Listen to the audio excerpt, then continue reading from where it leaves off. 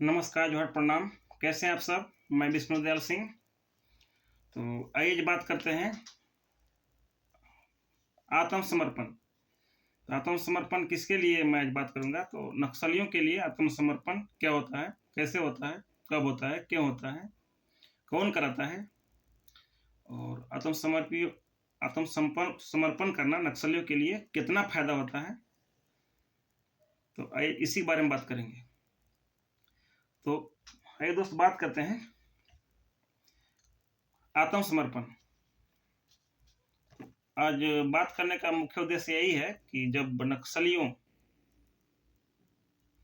या नक्सलीवादी संगठन कहीं कहीं पे भी ऐसी बड़ी घटना को अंजाम देती है, तो जिसे सुनकर समाज में उसके प्रति घृण वाला भावना उत्पन्न हो जाता है। घृणा समाज करने लगती है उन सबसे। और स्वाभाविक है कि जो लोग भी, जो व्यक्ति या जो समाज देश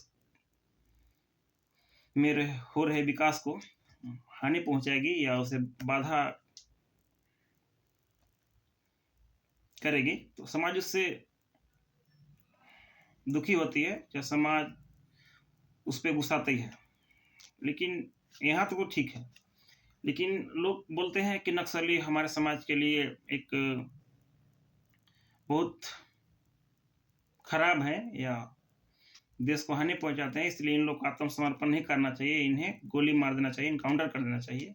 लेकिन मैं बता देना चाहता हूँ कि जो जो लोग नक्सली हैं और जो नक्सली की विचारधारा में चल चुके हैं और चल रहे हैं, ये भी हमारे समाज के ही लोग हैं। ये कहीं दूसरे ग्रह से नहीं आए हैं, यही पृथ्वी से ही ये लोग भी हैं, यही समाज से हैं।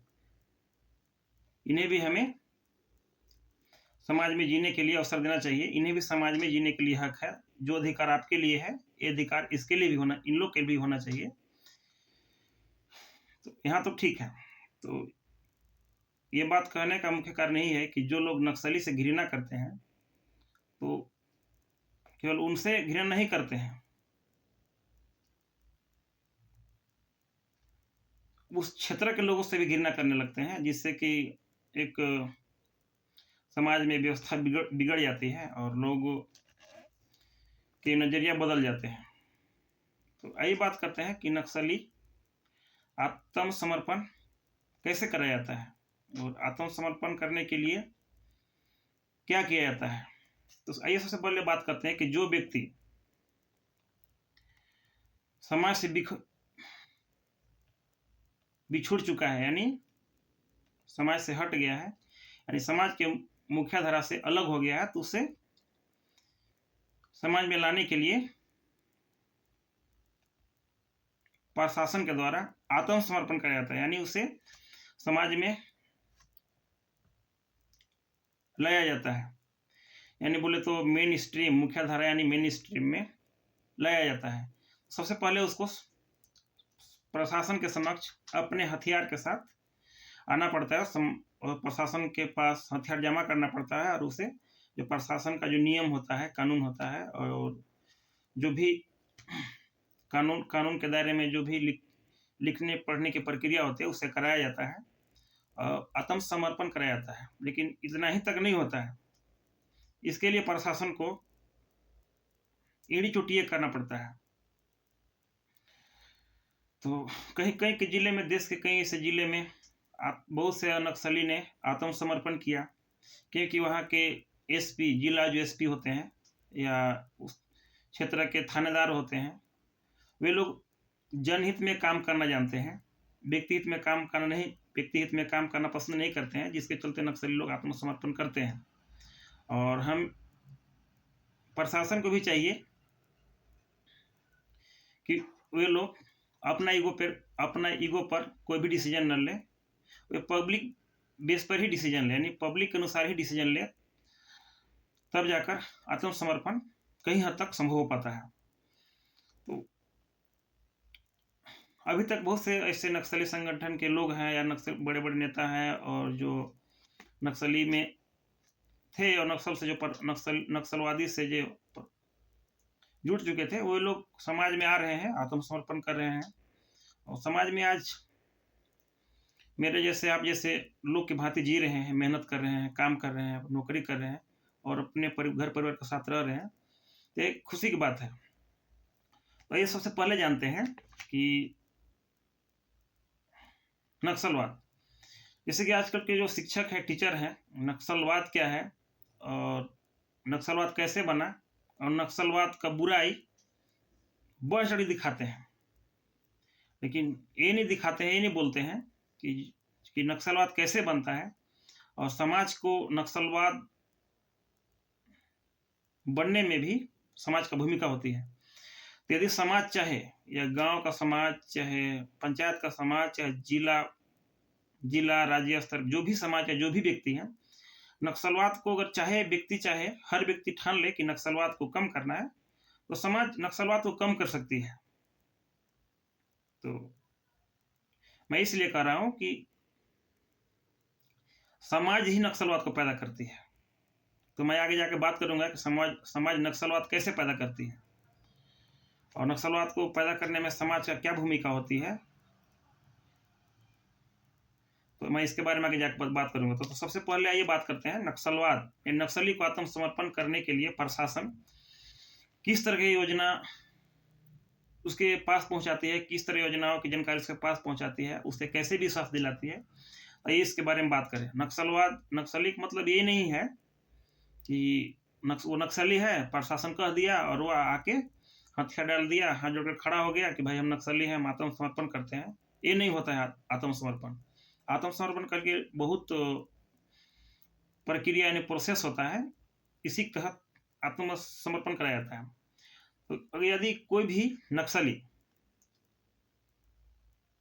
अपने गांव समाज से भी छूट चुका है, तो नक्सली से अपने गांव समाज से भी छूट जाते हैं तभी नक्सली बनते हैं।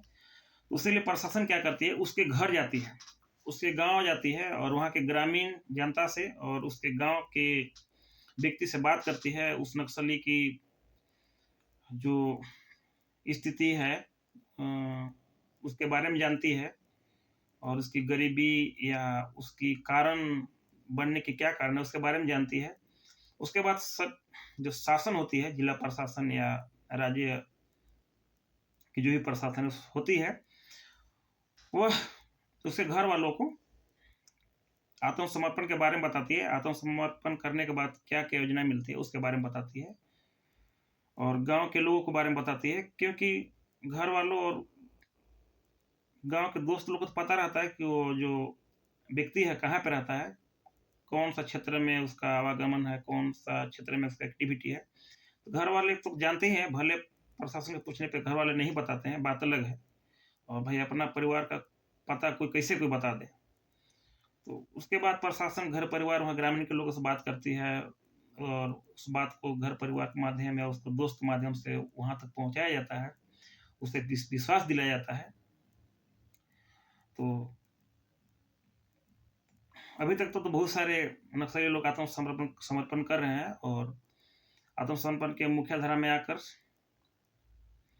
बहुत से अपना जीवन को अच्छे चला रहे हैं। तो अभी तक तो बहुत से नक्सली आत्मसमर्पण कर चुके हैं और बहुत से नहीं कर चुके हैं, क्योंकि उनके मन में डर है, चाहे हमारे प्रशासन ने ऐसा कुछ कुकृति कर दी है कि आत्मसमर्पण के नाम पे बुलाकर उसे इनकाउंटर कर दिया। तो कुछ ऐसे प्रशासन है, यानी कुछ ऐसे हमारे शासन में कुछ ऐसे लोग हैं कि जो आत्मसमर्पण को बदनाम किए हैं, लेकिन कुछ से इसमें से बहुत से ऐसे प्रशासन है जो लोग हैं कि आत्मसमर्पण कराया और उसे मुख्य धारा में लाया। तो यहाँ एक बड़ी पॉइंट बनती है कि यदि कोई भी थानेदार, दरोगा बोले, यदि कोई भी थाना के जो ऑफिसर होता है, यदि वह एक नक्सली को कमांडर को आत्मसमर्पण कराता है, तो उसका जो पद होता है और ऊंचा बढ़ जाता है, यानी उसे उच्च पद मिल जाती है। मतलब उसे बोले तो प्रमोशन हो जाती है। अगर एसपी है तो एसपी से उसे एक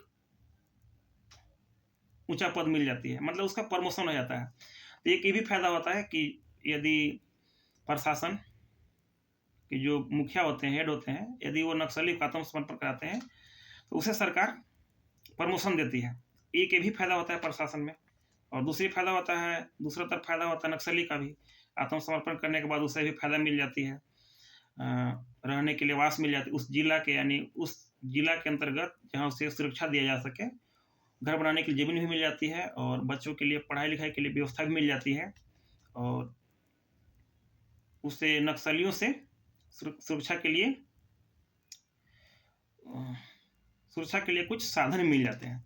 तो ये होती है फायदा। तो आइए बात करते हैं कि मतलब मैं ये बताना चाहता हूँ कि लोगों को नक्सलियों के प्रति घृणा नहीं करना चाहिए।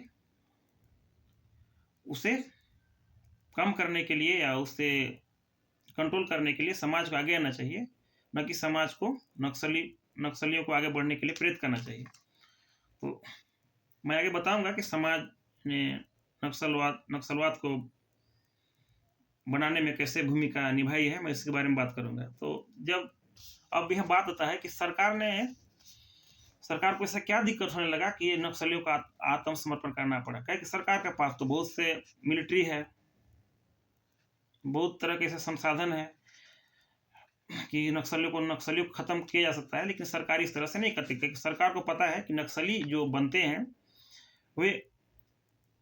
वे किसी परेशानी से जूझ कर बनते हैं, या गरीबी से तंग आकर, चाहे बदला की भावना से आकर, या प्रशासन की कमी से लोग नक्सली बन जाते हैं। सरकारी सब चीज समझती है, और इसी के चलते सरकार ने एक ऑपरेशन बनाया, जिस ऑपरेशन का नाम था समाधान। तो जो ऑपरेशन समाधान है, भारत में नक्सली संस्था को हल करने के लिए गृह मंत्रालय के द्वारा एक पहल की गई, जिसका समाधान से तात्पर्य है। तो मतलब जो गृह मंत्रालय है, मतलब एक ऑपरेशन का नाम समाधान दिया, और इसका तात्पर्य है। तो ये बात करते हैं समाधान। तो समाधान का हर एक वर्ड से आपको पता चलेगा कि समाधान जो ऑपरेशन था, समाधान का कितना बड़ा महत्व है। तो इसी बारे में बात करते हैं। तो बात करते हैं कि समाधान जो वर्ड है, या हिंदी में बोले, इसके इंग्लिश में SAMADHAN,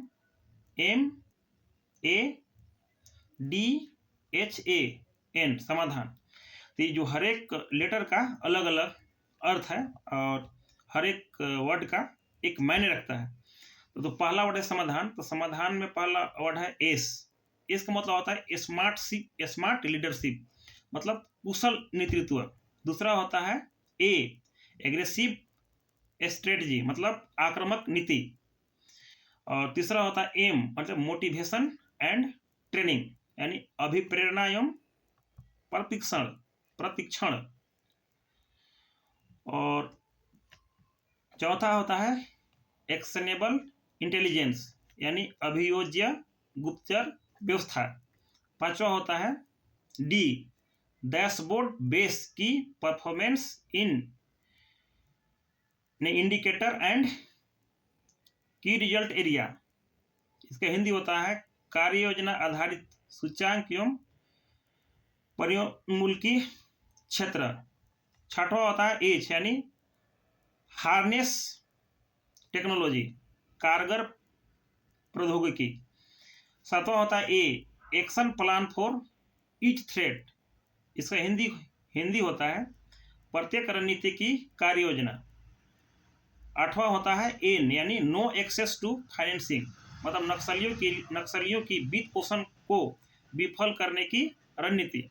मतलब जो मैंने 8 जो समाधान के 8 लेटर का जो वर्ड मैंने वर्ड का हर एक मीनिंग बताया, इसके पीछे नक्सलियों को कंट्रोल करने की हद तक कोशिश की गई है। मतलब इसके माध्यम से, मतलब इन फार्मूला के माध्यम से, इस नीति के माध्यम से नक्सली को मतलब कंट्रोल किया जा सकता है। तो आइए बात करते हैं कि नक्सली को आत्मसमर्पण करने समय क्या क्या जरूरी होती है। तो यदि नक्सली जब आत्मसमर्पण करता है, तो जब वो आत्मसमर्पण करने आता है, तो उसके साथ अपने साथ असलहा, यानी जो उसके पास जो बंदूक होती है, जो मशीन होती है, उसको साथ लाना पड़ता है। तो मुझे तो पता नहीं है कौन मशीन के साथ कितना पैसा मिलता है, लेकिन ये पता है कि AK-47 या कुछ राइफल है जो जैसा राइफल का गवर्नमेंट की तरफ से इनाम दिया जाता है। तो उसको लाना पड़ता है। और प्रशासन के सामने आने के बाद प्रशासन को हथियार को सौंपता है और प्रशासन के साथ खड़ा होकर वादा करता है कि मैं, या बोलता है कि मैं अपने समाज से बिछड़ चुका था और मुझे बिछोड़ने के बाद मैंने संगठन में ज्वाइन किया और वहाँ उन लोग के साथ चला। और वो बताती है संगठन के बारे में, कुछ जानकारी प्रशासन लेती है, कुछ बताती है, कुछ कागज में बताती है, कुछ मौखिक बताती है। वहाँ पे मीडिया भी आती है, समाचार पत्र वाले भी आते हैं, उसके बारे में छापते हैं और उससे कागजी कार्रवाई होती है। और उन्हें कुछ दिन के लिए प्रशासन की ओर से FIR बनाया जाता है, उससे मतलब जेल में जाना पड़ता है। ऐसा नहीं कि आत्मसमर्पण कर दिया तो उससे मतलब वो समाज में रहने लायक हो गया, नहीं, उसे क्या बोलते हैं, जेल कारागार में जाना पड़ता है। कुछ दिन तक उसे कैदी की भांति रहना पड़ता है और रहने के दौरान उसे एक जेल में नहीं रखा जाता, एक से मतलब 2-3 जेल भेजा जाता है और वहाँ पे जेल में उनके लिए शिक्षा हो गया और अन्य तरह के ट्रेनिंग दिए जाते हैं, जीवन जीने के लिए ट्रेनिंग, यानी मतलब क्या बोलते हैं, उससे जीवन यापन करने के कुछ से कला सिखाया जाता है और समाज में कैसे बोला जाता है, कैसे बैठा जाता है, ये सब बारे में वहाँ पे उन लोग को ट्रेनिंग दिया जाता है। मतलब जो आम नागरिक को मिलती है मतलब शिक्षा के दौरान, उससे मतलब कुछ हद तक उन्हें सिखाया जाता है ताकि वे आगे जाकर अपना जीवन को अच्छी से निर्वाह कर सके। ये सब चीज़ें उन्हें दिया जाता है। अब बात होता है कि भाई उन लोग को खेत क्यों दिया जाता है, उन लोग को घर क्यों दिया जाता है, तो घर और सुरक्षा क्यों दिया जाता है, तो खेत घर इसलिए दिया जाता है क्योंकि वो तो समाज से भटक चुके होते हैं। जो हम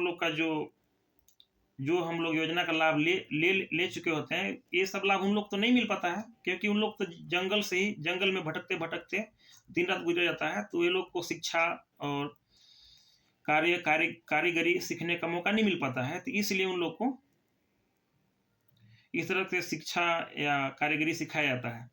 अब बात रहा रहने के लिए सुविधा, तो सरकार रहने के लिए अपना छावनी के आसपास जगह जमीन देती है, या मतलब वहाँ ऐसा जगह जमीन देती है कि वहाँ पे कोई दिक्कत होने पर प्रशासन या उसे सुरक्षा दे सके। इसलिए देती है कि जब नक्सली आत्मसमर्पण करता है, तो आत्मसमर्पण करने के दौरान वह अपना संगठन के बारे में बहुत हद तक जानकारी दे देती है और संगठन में कौन कौन लोग हैं, कैसे कैसे लोग हैं, लोग का कार्य करने की शक्ति कैसी है, और जो नक्सली संगठन है ये सब कैसे कैसे लोगों के संपर्क में रहते हैं। यहाँ तक कि बोलना तो नहीं चाहिए, लेकिन यहाँ तक बोलना चाहिए कि जो नक्सली संगठन है ये हम जैसे छोटे लोगों की बात नहीं है, ये सब के पीछे बड़े से बड़े लोगों का हाथ होता है, बड़े से बड़े राजनीतिक दल का हाथ होता है, तभी तो ये सब नक्सली सरवाइव कर पाते हैं या जीवित रह पाते हैं। इनके पास अच्छे अच्छे असलहे होते हैं, ऑटोमेटिक हथियार होते हैं, मोबाइल होते हैं, बम बनाने की सामान उपलब्ध होती है और पहनने के लिए कपड़ा होती है, अच्छे अच्छे प्रकार के जूते होते हैं। तो ये सब चीज़ नक्सलियों के पास कैसे आती है, तो ये सब चीज़ आती है बड़े बड़े लोगों का हाथ इनके पीछे होता है, बहुत बहुत नेताओं का हाथ होता है, यहाँ तक कि फिल्म अभिनेत्रियों फिल्म जगत के लोगों का भी हाथ होता है। मैं तो किसी का नाम नहीं पकड़ रहा हूँ, लेकिन ऐसा मतलब सुनने में आता है, जो मैं सुना हूँ और जो मैं देखता हूँ न्यूज में, उसी के बारे जो समाज सुनता हूँ वही उसी के बारे में बता रहा हूँ। मैं किसी को नाम नहीं पकड़ रहा हूँ कि कौन है इसके पीछे, मुझे पता भी नहीं है, लेकिन सुनने में जो आता है, अगर बात सच्चाई हो तभी तो लोग इसके बारे में बताते हैं। तो ये होती है इन लोग का सपोर्टर। इसीलिए नक्सल को ख़त्म करने में सरकार कहीं ना कहीं कम पड़ जा रही है, कहें कि